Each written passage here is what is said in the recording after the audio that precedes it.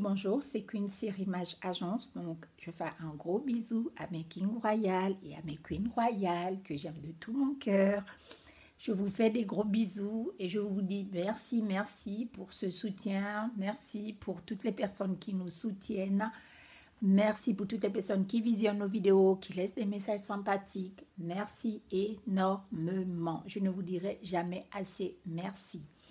Aujourd'hui, le thème, ça va être la poche de mon mari. Pourquoi j'en parle?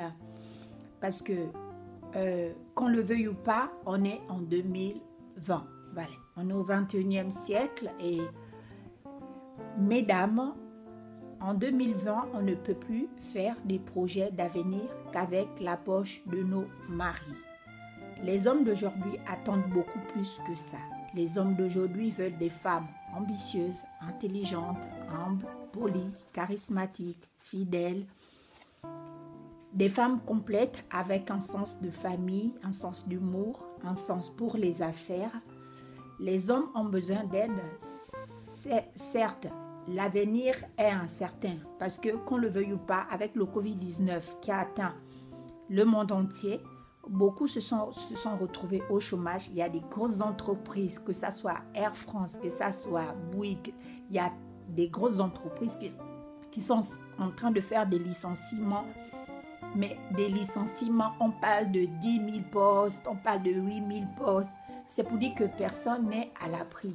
Il y a des gens qui ont ouvert leur business entre 2019 et 2020 qui se sont retrouvés aujourd'hui, après le Covid-19, à faire un dépôt de bilan.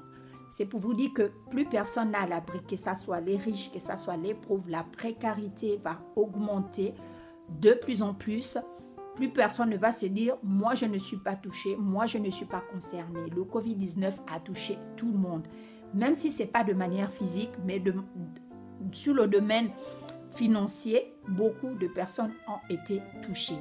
C'est pour vous dire que quand on a un projet d'avenir, c'est bien d'avoir des projets, mais l'idéal c'est que quand tu as un projet, la moindre des choses c'est que tu dois contribuer à ce projet. Tu ne peux pas venir dire juste « ah, j'aimerais ouvrir une boutique, ah, j'aimerais avoir une voiture, ah, j'aimerais renouveler ma garde-robe » et tu n'as même pas la moitié de la somme, même pas le tiers de la somme, même pas le quart de la somme. C'est juste plus possible. Parce que vous le voyez ou pas, en fait, les hommes avec qui nous vivons, ce sont nos maris, ce sont des personnes qui nous aiment et ce sont des personnes qu'on aime. Donc, la moindre des choses, ce serait aussi de les aider le mieux qu'on puisse faire. Je ne parle pas des hommes qui sont...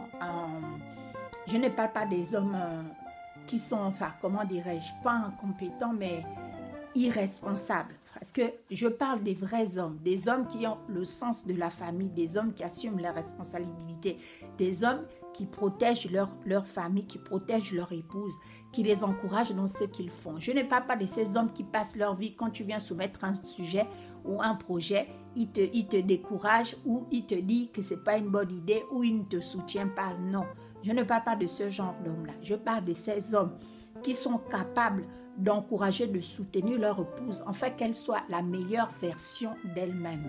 Parce que qu'on le veuille ou pas, à l'heure d'aujourd'hui, il faut qu'on fonctionne en équipe.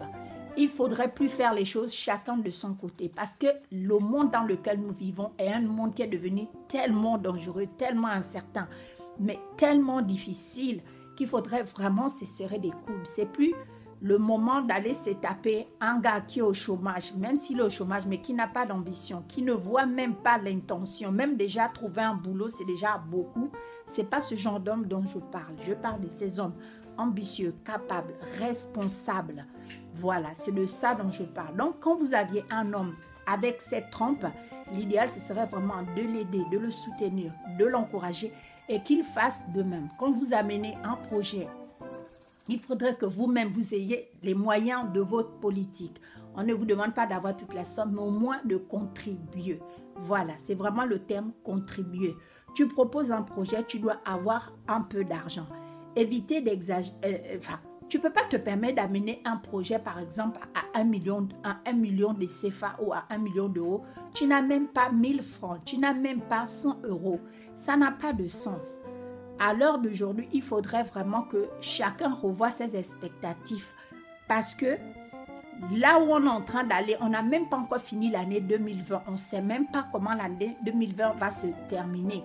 L'idéal, mesdames, ce serait qu'à l'heure d'aujourd'hui, il n'est plus question de compter sur la poche de son mari. Même si votre mari a de l'argent, ce serait mieux que vous commenciez à vous-même générer un peu d'argent pour l'aider, pour le soutenir, pour votre propre avenir à vous-même et pour votre propre épanouissement. C'est de ça dont je voulais qu'on parle. Voilà. Ces hommes ont besoin d'aide car l'avenir est incertain et plein d'enjeux. Les amis, si tu aimes ton homme, tu dois dès aujourd'hui le soutenir et vice-versa. Il doit aussi te soutenir. Les hommes qui ont du mal à accepter que leur femme travaille, c'est vrai qu'il y a des cultures et il y a des pays où la femme n'a pas vraiment besoin de travailler. Ça, je peux encore comprendre.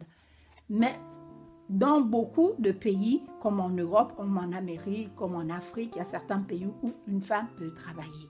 Donc, mesdames, il faudrait mettre la main à la poche. C'était juste mon point de vue. Vous me donnez votre point de vue, vous laissez votre commentaire.